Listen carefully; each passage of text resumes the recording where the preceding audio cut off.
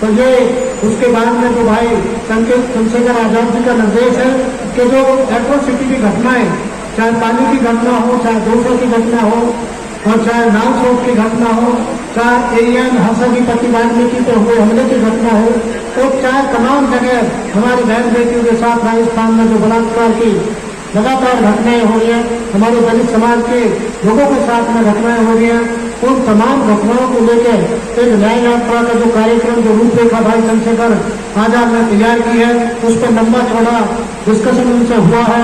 उन्होंने बहुत सारे दिशा निर्देश हम लोगों को दिए हैं, वो सारे हम लोग आप लोगों से साझा करेंगे कि किस तरह से हम पूरे राजस्थान प्रदेश में उस न्याय यात्रा को निकाल के और इस प्रदेश में जो बारी बारी जो गेम चल रहा मनोवादियों का आजाद कांग्रेस और बीजेपी के रूप में वो कोई अंतर नहीं है। आज जिस तरह से भागपुर में घटना हुई है, जिस तरह से जोधपुर में घटना हुई है, माइनॉरिटी के लोगों के साथ में जिस तरह से घटनाएं हुई है कांग्रेस के राज में, उससे साबित होता है कि कांग्रेस और बीजेपी की सरकार में हुकूमत में कोई अंतर नहीं है। इसलिए न्याय यात्रा की घोषणा भाई चंद्रशेखर आजाद ने की है और लगभग वो पूरी रूपरेखा तैयार हुई है। उस रूपरेखा के हिसाब से हम लोग पहले ये संभाग वाइज मीटिंग करेंगे, माहौल बनाएंगे, उसके बाद जो संदेश वाहक और जो दूसरे जो बूथ के जो भाई ने जो लिस्ट दिया, उस लिस्ट पे हम लोग काम करेंगे ताकि 2023 में हम राजस्थान में तीसरे मोर्चे की सरकार बना सकें। आप लोग ये समझ लीजिए कि यहाँ आम आदमी पार्टी सक्रिय है, यहाँ बहुजन समाज पार्टी सक्रिय है, यहाँ भारतीय जनता पार्टी सक्रिय है, यहाँ पे आरएलपी सक्रिय है, यहाँ पे कांग्रेस सक्रिय है। तमाम लोगों ने अपने कार्यक्रम शुरू कर दिए और हम लोग आपसी वर्चस्व की लड़ाई लड़ रही है। मैं कह रहा था अध्यक्ष जी से कि ये फूल है, ये फूल पर सारे लोग चिपक गए तो इसकी तिनके बिखर जाए, लेकिन यदि हम बहुत सारी माला इकट्ठे कर लें तो तमाम लोगों के हिस्से में सारी कितनी माला है। तो भारत एकता मिशन और आजाद समाज पार्टी को जिस तरह से भाई चंद्रशेखर आजाद और वीना रतन जी ने अपने खून पसीने से खींच के जेल की सलाखों के पीछे जाकर मुकदमों का सामना करके यहाँ तक लाए हैं, खड़ा किया, हम लोगों की जिम्मेदारी बनती है कि हम लोग इस कार्रवाई को आगे बढ़ाने का काम करें। आपके पास केवल मैनेजमेंट और व्यवस्था देने का काम है, जो कुछ जमीन पर काम करने का काम था वो हमारे नेतृत्व ने कर दिया है। इसलिए हम कहना चाहते हैं कि आप तमाम लोग एकजुट होकर इस कार्रवाई को आगे बढ़ाने का काम करो। यदि आप लोगों ने इस कार्रवाई को आगे बढ़ाने का काम किया, आप लोगों ने एकजुटता का प्रदर्शन किया, संकित हो गए, आप लोगों ने मिशन और लक्ष्य को हासिल करने का काम किया, तो आप सबसे बड़े प्रकार आजाद समाज पार्टी भीम आर्मी और राष्ट्र में कृतज्ञ होंगे। और यदि आपने उसमें कोई भी कोताही बरती, चाहे कोई भी कार्यकर्ता है चाहे मैं हूँ, तो आपसे ज्यादा बड़ा दुश्मन मिशन और पार्टी का संगठन का कोई हो नहीं सकता है। साथियों, मैं कहना चाहता हूँ कि राजस्थान की धरती है अध्यक्ष जी, और राजस्थान की धरती जहाँ पे हम हैं भरतपुर में, ये भरतपुर दुनिया में नहीं, इस देश में नहीं, पूरी दुनिया में सामाजिक सद्भाव का सबसे बड़ी रियासत रही है। और ये मैं इसलिए कह सकता हूँ कि लोग केवल यहाँ लोहागढ़ के नाम से जानते हैं, लोग केवल महाराजा सुरेंद्र के नाम से जानते हैं, लेकिन लोगों को पढ़ना चाहिए अपनी हिस्ट्री को कि यहाँ 6 लोगों की कुर्बानी इस प्रदेश में हुई है केवल गैर बराबरी भेदभाव को दूर करने के लिए। कोई रियासत पूरी दुनिया में ऐसी नहीं है जिस रियासत में 6 कुर्बानियां हुई हो, जिस रियासत का सेनापति वीरपाल गुर्जर हो, जिस रियासत का खजांची चंद्रपाल जाटव हो, और जिस रियासत में वाल्मीकि समाज का आदमी खानसामा हो, ऐसी रियासत के दुनिया में नहीं मिलेगी। ये सामाजिक सद्भाव पर आधारित रियासत थी, और बहनों और माताओं के लिए जो कुर्बानी इस रियासत में दी, मैं संक्षेप से एक उदाहरण देना चाहता हूँ। अहमद शाह का शासन था दिल्ली में, उसके दरबार में एक पंडित जी थे, और पंडित जी की लड़की थी बहुत सुंदर। वो लड़की रोज खाना देना जाती थी। अहमद शाह की उस पर नजर पड़ी। अहमद शाह ने कहा कि इसकी भरतौर की मैं शादी करना चाहता हूँ। उस पंडित जी ने मना कर दिया तो उसने उस लड़की को कैद कर दिया, और कैद करके अपने जेल में डाल दिया। जब जेल में डाल दिया तो वहां वो जबैर की सफाई करती थी मैत्रानी, तो मैत्रानी से उसने कहा एक दिन कि भरतौर में क्या कोई इस दुनिया में ऐसा है जो मुझे इस कैद से रिहा करा सके। तो तब उसने कहा तो केवल महाराजा सूरजमल इस धरती पर ऐसा राजा है जो आपको इस कैद से मुक्ति दिला सकता है। तो उसने कहा जब बोलने के वहां तक मैसेज मेरा संदेश कौन पहुंचाएगा? उसने कहा आप लोग दो संदेश पहुंचाने का काम मैं करूंगा। वो गई नेत्रानी और महाराजा सूरजमल के दरबार में उपस्थित हो गए। उसने महाराजा सूरजमल ने पूछा कि आप बताओ क्या शिकायत लेकर आई है? उन्होंने कहा शिकायत नहीं महाराजा, मैं आपके घरों से जुबान देकर आई हूँ भगवान को। वो अहमद शाह के कैद में है और वो शादी नहीं करना चाहती अहमद शाह से। अहमद शाह जबरदस्ती शादी करना चाहता, आपको उसको कैद से छुटाना पड़ेगा। महाराजा सूरजमल बड़े विचलित हुए। उन्होंने कहा एक मेहतरानी उसका इतना बड़ा यकीन महाराजा अपने राजा पे, अपने शासक पे, कि उसने बिना चर्चा किए बिना बात किए अपने राजा पे यह यकीन किया कि मैं राजा से जो बोलूंगी वो राजा मेरी बात को नकारेगा नहीं और मेरे वचन को निभाने का काम करेगा। महाराजा सूरजमल ने खुद ही कहा वीरपाल गुर्जर से कि आप जाओ और उसको संदेश दो कि वो ब्रह्मदत्त को छोड़ने का काम कर। वीरपाल गुर्जर गए।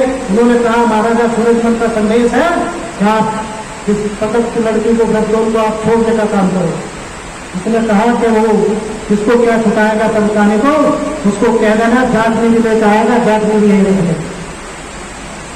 वीरपाल गुर्जर चाहते तो वापस आ जाते।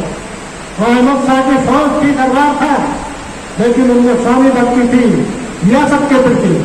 उनमें जज्बा था कि जो संदेश महाराजा का है, जो अस्मिता हमारी महिला की है, उस अस्मिता के लिए सर नहीं झुकाना है। उन्होंने तलवार निकाली वीरपाल गुर्जर पर, लेकिन जैसी तलवार निकाली उनके सैनिकों ने घेर कर उनको शहीद कर दिया, बलिदान कर दिया। ये भरतौल के लिए महाराजा सूरजमल के सेनापति का बलिदान था, महिला के लिए बलिदान था। उस मेहतरानी के लिए, उस वाल्मीकि समाज की हमारी माता के वचन के लिए, वचन के लिए ये शहादत थी, ये पहली शहादत थी। और उसके बाद महाराजा सूरजमल ने जब चढ़ाई की तो तलवारों यहाँ तक जाते जाते अहमद शाह घुटनों पे था और बगदान को उसके पिताजी को सौंपने का काम किया। तो इस तरह की ये रियासत है जहाँ महिलाओं को सम्मान था, जहाँ एक वाल्मीकि समाज की महिला के लिए महाराजा सूरजमल ने अपनी आन बान शान को लगा दिया। उन्होंने कहा कि मेरी महिला, मेरे समाज, मेरे उसकी महिला यदि कोई वचन देकर आई है, मुझ पर भरोसा कर रही है तो उसका भरोसा नहीं टूटना चाहिए। इस तरह की बहुत सारे किस्से हैं। महारानी किशोरी ने राजभाग संभाला, महाराजा सूरजमल ने संभाला। और जब सब कुछ ठीक हो गया था, महाराजा सूरजमल की शहादत हो गई शाहदरा में दिल्ली में। उसके बाद महाराजा सूरजमल को महारानी किशोरी ने दायित्व दिया राज सिंहासन का, इसी भरतपुर रियासत का। और जब वो कुछ बड़े हुए तो महारानी किशोरी ने कहा कि तुम्हारे पिताजी की पगड़ी दिल्ली के दरबारों में धूल चाटते थे लिए और महाराजा जवाहर सिंह तो यह राजा महाराजा बने गए थे। तो महाराजा जवाहर सिंह ने दिल्ली पर चढ़ाई की और दिल्ली पर चढ़ाई की बहुत लंबा किस्सा मैं शौक में बताना चाहता हूँ।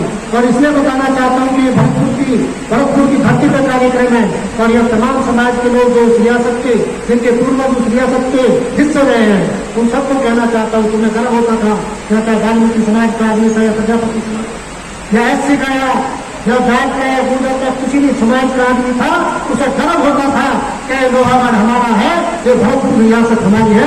केवल एक सेनापति के तौर पर राजा महाराजा सूरजमल हो, महारानी किशोरी हो, जवाहर सिंह हो, वो निमित्त मात्र थे, लेकिन सब लोग अपनी रियासत समझते थे। इस तरह की क्षमता भाव का ये रियासत रही। तो महारानी किशोरी ने जब कहा, महाराजा सूरजमल, महाराजा जवाहर सिंह ने दिल्ली पर चढ़ाई की और आप लोगों को मालूम है या भरतपुर के लोगों दिल्ली पर जब चढ़ाई की तो दिल्ली फतेह कर ली। और दिल्ली फतेह करने के बाद उन्होंने कहा कि यहाँ से इस पर शासन नहीं करना, यहाँ से निशानी लेकर चलिए। निशानी क्या लेकर चलिए? इसमें घेरे हुए छुप रहे घेरे भाग को समझने की कोशिश करना। उन्होंने कहा कि लाल किले के दरवाजों को उखाड़ के लेके चलना है। यहाँ लाल किले के दरवाजों को उखाड़ के लेकर चलने का मतलब आप समझ लीजिए। लाल किले के दरवाजे में जो दरवाजे लगे हुए थे वो उस रियासत के दरवाजे थे जो फिल्म आपने देखी। कोई बता सकता है फिल्म करो? नहीं,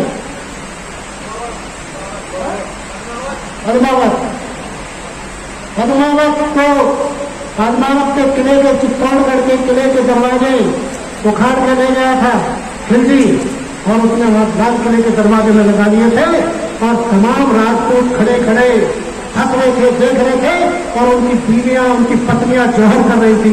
जोहर नहीं, उनको जल जल के मर रही थी। इनमें जो यहाँ राजपूत बनते हैं, जो हमारे लोगों का शोषण करते हैं, जो जितेंद्र मेघवाल की हत्या कर देते हैं, उनको शर्म नहीं है। उनकी सारी बीवियां कितनी मर गए हैं, उनकी बीवियां चुनी करके आग में सिर करके मर गए हैं, वो देखते हैं। और वो खिलजी खुन्नस में पद्मावत नहीं मिली तो खुन्नस में दरवाजों को उखाड़ कर ले गया और उखाड़ कर लाल किले के दरवाजे में लगा दिया। इसलिए उन्होंने कहा कि जाट समाज के लोगों को ये राजपूत हमारे खाट पर नहीं बैठने देते हैं, स्थान में मूछ नहीं रखने देते हैं, घोड़ी पर नहीं चढ़ने देते हैं, बारात नहीं निकलने देते हैं, जूती पहन के अपने घरों के दरवाजों से नहीं निकलने देते हैं। इसलिए हम इनको बताएंगे कि तुम कितने बड़े वीर हो, तुम कितने बड़ी शूरवीरता है जो तुम्हारी पद्मावत को हासिल करने से विफल रहने तक खुन्नस खा के जो खिलके तुम्हारे दरवाजे उखाड़ के ले गया, उन दरवाजों को एक भरतपुर की रियासत, सर्व समाज की रियासत वापस उखाड़ कर भक्त ले जाने का काम करेगी। तो बीच के किले में आज उन दरवाजे आप लोग देख सकते हो। तमाम राजा महाराजा इकट्ठे हुए राजस्थान के, उन्होंने कहा कि आप राज चाहिए राज ले लो, हीरे जवाहरात मोती जो चाहिए वो ले लो, ये किले हमारे आन बान शान है, ये दरवाजे हमारे आन बान शान है, इन्हें हमें वापस देंगे।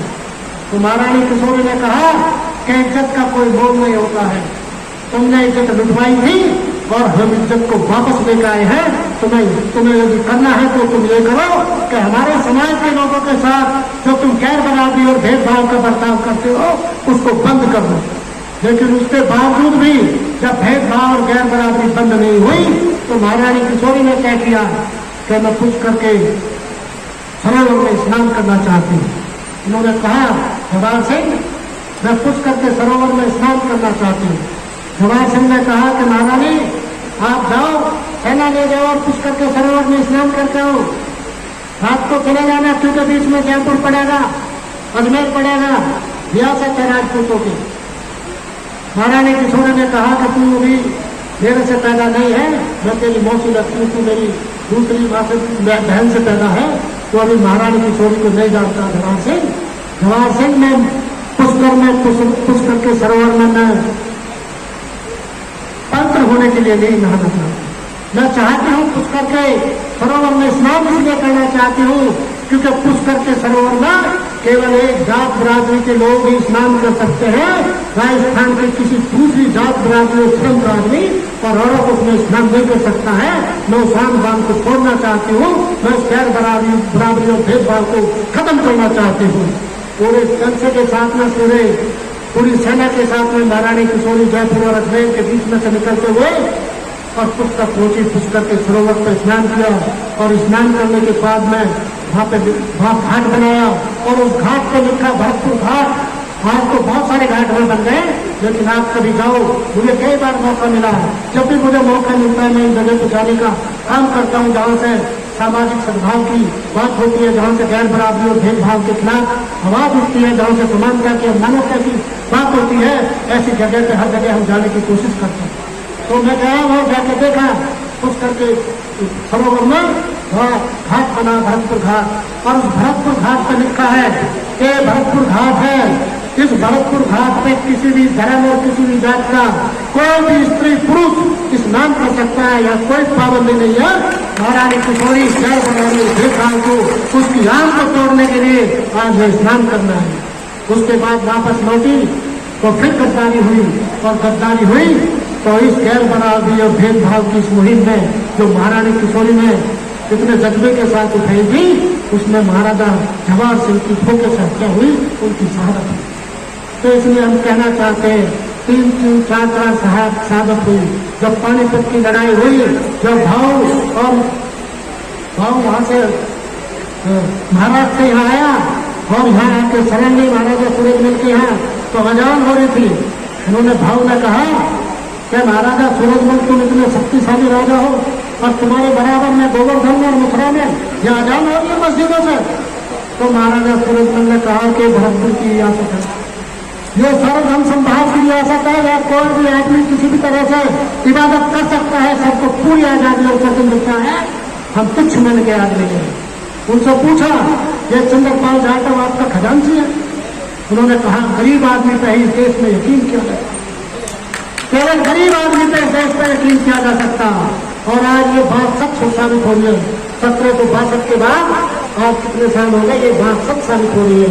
आज इस देश के बड़े बड़े धन्ना सेठ अंबानी और अडानी और उनके चेले चमचे सारे गुजराती पैसे सब पैसा लेके भाग रहे हैं, लेकिन इस देश का गरीब गुरबा शोषित वंचित किसान चलेगा इस देश को लगातार दुख धारा में रखने का काम कर रहा है। इसलिए हम कहना चाहते हैं, यही मिशन और यही मूवमेंट आजाद समाज पार्टी और भीम आर्मी का है, जिसका नेतृत्व भाई चंद्रशेखर आजाद और माननीय विनय सिंह जी कर रहे हैं।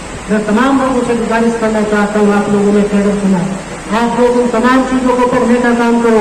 मैंने अभी पुस्तक भेज की, मैं जिक्र कर रहा था माननीय अध्यक्ष जी रास्ते में, कुमार आचार्य साहब की, किस तरह का जीवन उन्होंने यहाँ के सामर्थ्य लोगों से घर बराबरी और भेदभाव के खिलाफ लड़ाई लड़ते हुए उनको जेल में कैद कर दिया गया, उन्हें एक बर्तन दिया गया जिसमें उन्हें फ्रेश होना था, जिसमें उन्हें खाना था, उनकी बैरक में सांप छोड़ दिया गया। लेकिन उन्होंने तमाम लोगों को, देश के वंचित और शोषित लोगों को उन्होंने बालिका में हक दिलाने के लिए, गरीबों को, मजदूरों को, बाबू जगजीवन राम को लेकर आए वो शिखर में उन्होंने कहा, ये लोग कांग्रेस ने जानबूझ के छोड़े, वंचित किया गया एक तबके को, इनको भी आप ऐसे में शामिल कराने का काम करें। बाबू जगजीवन राम ने एक लेखनी से, एक कलम से तमाम लोगों में शामिल करने का काम किया। तो इस तरह के लोग सब समाजों में एक रिश्ता है और यह नमक है, यह नमक है ओबीसी में और SC ST के लोगों में कि हम लोग एक साथ आए और एक साथ आके इस प्रदेश में हुकूमत स्थापित करें। ये यदि कहीं कमी रह जाएगी तो हम लोगों की कमी है कि हम लोगों तक नहीं पहुंच पा रहे हैं, वहां तक अप्रोच नहीं कर पा रहे हैं। हम अपना हैंड जाकर हम लोग ये वर्चस्व की, आपस की वर्चस्व की लड़ाई छोड़ दें। वर्चस्व की लड़ाई लड़नी है तो भाजपा से लड़ो, वर्चस्व की लड़ाई लड़नी है तो कांग्रेस से लड़ो। आओ मैदान में तमाम इकट्ठे हो और कहो, संकल्प लो कि भाजपा और कांग्रेस को इस प्रदेश से नेस्तनाबूद करने का काम करेंगे और आजाद समाज पार्टी भीम आर्मी और भाई चंद्रशेखर आजाद और विनय सिंह जी के नेतृत्व में राजस्थान में सरकार बनाने का, हुकूमत बनाने का काम करेंगे। और प्रयोगशाला हो सकता है, मान्यवर काशीराम साहब की प्रयोगशाला हालांकि सबसे पहले यही थी, लेकिन उसके बाद में कुछ पलट के उत्तर प्रदेश में, लेकिन प्रयोगशाला तो राजस्थान को बनाएंगे। यहीं से हम आजाद समाज पार्टी भीम आर्मी और इस मिशन मूवमेंट को आगे बढ़ाने का काम करेंगे, मुकाम तक पहुंचाने का काम करेंगे। यही कहना बहुत लंबी बात हो जाएगी।